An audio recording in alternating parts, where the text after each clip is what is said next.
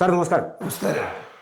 Sir, നമ്മൾ ചങ്ങനാശ്ശേരി നിയമസഭാ മണ്ഡലം ഏറെ സവിശേഷതകളുള്ള ഒരു മണ്ഡലമാണ്. CF തോമസ് എന്ന് പറയുന്ന മനുഷ്യൻ 9 തവണ വിജയിച്ച മണ്ഡലമാണ്. പിന്നീട് അത് കഴിഞ്ഞ തവണ നമ്മുടെ ജോ മൈക്കിൾ LDFിലേക്ക് പോയി. നിയമസഭാ മണ്ഡലം മാത്രമല്ല, ചങ്ങനാശ്ശേരിയുടെ കൂടി ചില പ്രത്യേകതകൾ പറഞ്ഞുകൊണ്ട് നമുക്ക് രാഷ്ട്രീയത്തിലേക്ക് വരാം. തുടങ്ങി. ആദ്യം പറയേണ്ടത് ചങ്ങനാശ്ശേരി പറയുമ്പോൾ വേലുത്തമ്പി ദളവായാണ് പറയേണ്ടത്. ചങ്ങനാശ്ശേരിയിലെ ചന്ത എന്ന് പറയുന്ന മധ്യ തിരുവിതാംകൂറിലെ ഏറ്റവും പ്രധാനപ്പെട്ട ഒരു ചന്തയാണ്. ആ ചന്ത ഉദ്ഘാടനം ചെയ്തത് ആനയെ വ്യാപാരം ചെയ്യിച്ചുകൊണ്ട് ആനയാണ് ആദ്യം വേലുത്തമ്പി ദളവായിരുന്നു. ആ പാരമ്പര്യമുള്ള സ്ഥലമാണ് ചങ്ങനാശ്ശേരി. ആ വേലുത്തമ്പി ദളവായുടെ പാരമ്പര്യത്തെ കേരളത്തിലാകമാനം ഉണർത്തിയെടുത്ത യുഗപ്രഭാവനായ മന്നത്തുനാഥൻ ജനിച്ച സ്ഥലവും അവിടെയാണ്. അതുപോലെ തന്നെ പ്രധാനപ്പെട്ട വേറൊരു കാര്യം കൂടിയുണ്ട്. ഭാരത സ്വാതന്ത്ര്യ സമരത്തിലെ അഹിംസ പക്ഷത്തിൻ്റെ വക്താവും നേതാവും പ്രയോക്താവും എല്ലാമായിരുന്ന മഹാത്മാഗാന്ധി സന്ദർശിച്ച സ്ഥലമാണ് ചങ്ങനാശ്ശേരി. ചങ്ങനാശ്ശേരിയിലെ ആനന്ദമന്ദിരം, അത് ശ്രീനാരായണ ഗുരുവിൻ്റെ ആനന്ദാശ്രമം അവിടെ മഹാത്മജി വന്നിട്ടുണ്ട്. അപ്പോൾ അന്ന കാലത്ത് ചങ്ങനാശ്ശേരിയിലെ ചില പ്രത്യേക സമുദായങ്ങൾ ഗാന്ധിജി അവഹേളിച്ചവരെ ചെയ്തിട്ടുണ്ട്. അവരൊക്കെ പിന്നെ കോൺഗ്രസിൻ്റെ ആൾക്കാരായതൊക്കെ വേറെ കാര്യം, അങ്ങോട്ട് പോകുന്നില്ല.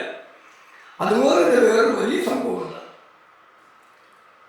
ഭാരത സ്വാതന്ത്ര്യ സമരത്തിലെയും ഭാരതത്തിൻ്റെ ചരിത്രത്തിലെയും ഏറ്റവും തിളങ്ങുന്ന വിപ്ലവകാരിയായിരുന്ന വിനായക ദാമോദർ സാവർക്കറെ മന്നത്തുനാഥൻ ചങ്ങനാശ്ശേരിയിൽ സ്വീകരിച്ച് ആനയിച്ച് അംഗീകരിച്ച ചരിത്രവും ചങ്ങനാശ്ശേരിയുടെ ചരിത്രമാണ്.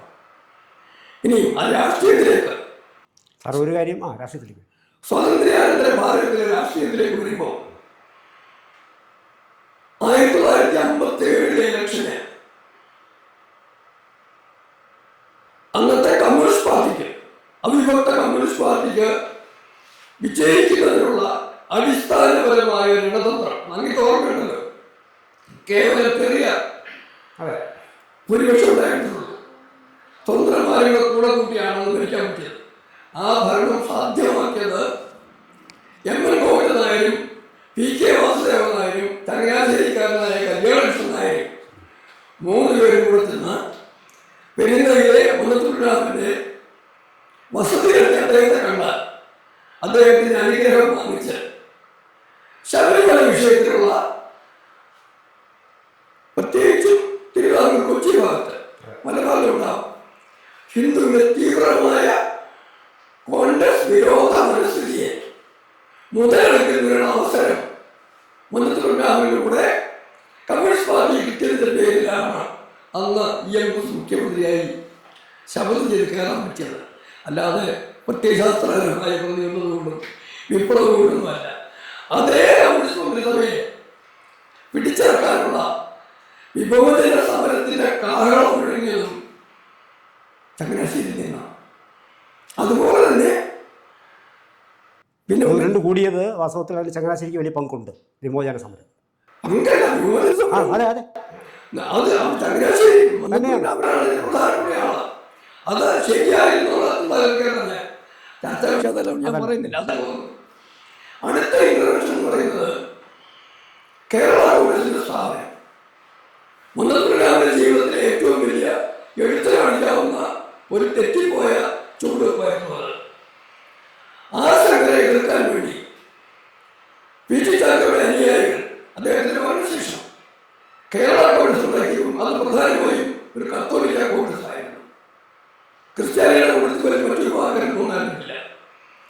അതിനോടുകൂടെ നായക സമുദായത്തിലൂടെ ചേർത്താണ് R ബാലകൃഷ്ണനെയും നാരായണകുറുപ്പിനെയും ചെങ്ങന്നൂർ സരസ്വതി അമ്മയും ഒക്കെ ചേർത്താണ് ഒരു മുന്നണി പോലെ കേരള കോൺഗ്രസ് ഉണ്ടാക്കിയത്. ഒരു പാർട്ടിയാണ്. 65 ഇലക്ഷൻ ആർക്കും ഭൂരിപക്ഷം കിട്ടിയില്ല, അങ്ങനെ പോയി. പക്ഷെ അതിനുശേഷം 65 KJ നമ്പൂതിരിപ്പാടാണ് വലിയ മുനിസിപ്പാലിറ്റിക്കാരൻ ഞങ്ങൾ ജയിക്കും. അതിനുശേഷം പിന്നെ നടന്ന എല്ലാ തെരഞ്ഞെടുപ്പുകളിലും 67 മുതൽ 2021 വരെ നടന്ന മുഴുവൻ തെരഞ്ഞെടുപ്പുകളിലും കേരള കോൺഗ്രസ് എന്ന വർഗീയ രാഷ്ട്രീയ പ്രസ്ഥാനം 67 KGN നമ്പൂതിരിപ്പാട് CPI 67 അതിനുശേഷമുള്ള എല്ലാ ഇലക്ഷനുകൾക്കും ജയിച്ചിട്ടുള്ളത് മുഴുവൻ കേരള കോൺഗ്രസ് എന്ന് പറയുന്ന വർഗീയ രാഷ്ട്രീയ പ്രസ്ഥാനം. അത് പിന്നീട് മുറിഞ്ഞ് അങ്ങോട്ടോ ഇങ്ങോട്ടോ മാണി കോൺഗ്രസ്, പിന്നെ ജോസഫ് കോൺഗ്രസ്, ബാലകൃഷ്ണ കോൺഗ്രസ്, ജേക്കബ് കോൺഗ്രസ്, മലയാള അക്ഷരങ്ങളെല്ലാം ചേർന്നാണല്ലോ പിരിയുന്നവർ വളരുകയും വളരെ ദൂരം പിരിയുകയും ചെയ്തു.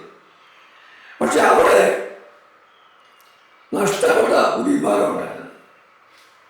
അത് മറ്റാരുമില്ല, ചങ്ങനാശ്ശേരിയിലെ പൊതുജനം.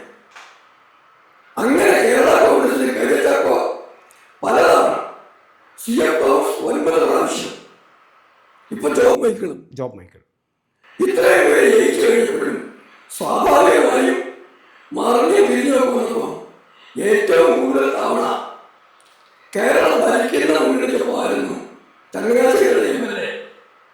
ഇത് CF ആണെങ്കിലും കരുത്തക്കയാണെങ്കിലും ഇപ്പൊ ജോബ് മൈക്കിളാണെങ്കിലും. പക്ഷെ പുരോഗമനത്തിന്റെ കാര്യത്തിൽ ഞാൻ പറഞ്ഞില്ലേ, നഷ്ടപ്പെട്ടത് ചങ്ങനാശ്ശേരിക്കാണ്. അപ്പോൾ ഇനി നമുക്ക് നല്ലൊരു ചന്ത ഉണ്ടായിട്ടില്ല, വഴി സൗകര്യമില്ല. തൊട്ടടുത്ത് തിരുവല്ലായോ അല്ലെങ്കിൽ പാലായോ. CF തോമസ് കേരള കോൺഗ്രസിലെ പ്രസിഡന്റും ചങ്ങനാശ്ശേരി MLA ആയിട്ടിപ്പോഴും കൂടെയാണ്. പാലായി ഉണ്ടായ പുരോഗമനത്തിന്റെ 25% പോലും ചങ്ങനാശ്ശേരി ഒന്നില്ല. കാരണം തോമസ് സാറ് വളരെ മാന്യമായ CF സാറ് മാന്യമായി എല്ലാവരും അംഗീകരിക്കുന്ന മനുഷ്യനാണ്, ഒന്നും കൊടുത്തില്ലെങ്കിൽ കുഴപ്പമില്ല. അങ്ങനെ ചങ്ങനാശ്ശേരി അനുവദിച്ചു. ഇനി ഒരു കാര്യം കൂടി എടുത്ത് ഞാൻ പറയാം, കൗതുകകരമല്ല വസ്തുതാപരമായ കാര്യം പറയാം. ചങ്ങനാശ്ശേരിയിലെ ഈ പറയുന്ന തെരഞ്ഞെടുക്കപ്പെട്ട KJ ചാക്കോമാർക്കും KJ ചാക്കോയ്ക്കും CF തോമസിനൊക്കെയാണ് ചങ്ങനാശ്ശേരി NSS ഹെഡ്ക്വാർട്ടേഴ്സ് അവിടെയാണല്ലോ. ആ NSSലെ സ്വാധീനമുള്ളവരുടെ രാഷ്ട്രീയ പിന്തുണ കിട്ടിയിട്ടുള്ളതും ഈ കൂട്ടർക്ക് തന്നെയാണ്. ജയിച്ച MLA-മാർക്കൊക്കെ തന്നെ കിട്ടിയിട്ടുള്ളത്. കഴിഞ്ഞ ജോബ് മൈക്കിളിന്റെ അവസരത്തിൽ മാത്രം അന്ന് ചങ്ങനാശ്ശേരിയിലെ NSS നേതൃത്വം ഇടതുപക്ഷത്തിനുള്ള ആയിരുന്നില്ല. UDF ആണെങ്കിൽ പോലും ജയിക്കാൻ കഴിയില്ല. ഇതിൻ്റെയൊക്കെ ഫലങ്ങളാണ് കണ്ടത്. CF തോമസ് ഓരോ പ്രാവശ്യവും മത്സരിച്ച് വന്നപ്പോഴേ കുറഞ്ഞു വന്ന ആ ഭൂരിപക്ഷത്തിന്റെ കണക്ക് മാത്രം കണക്കില്ല. സാർ അത് പിന്നെ 2016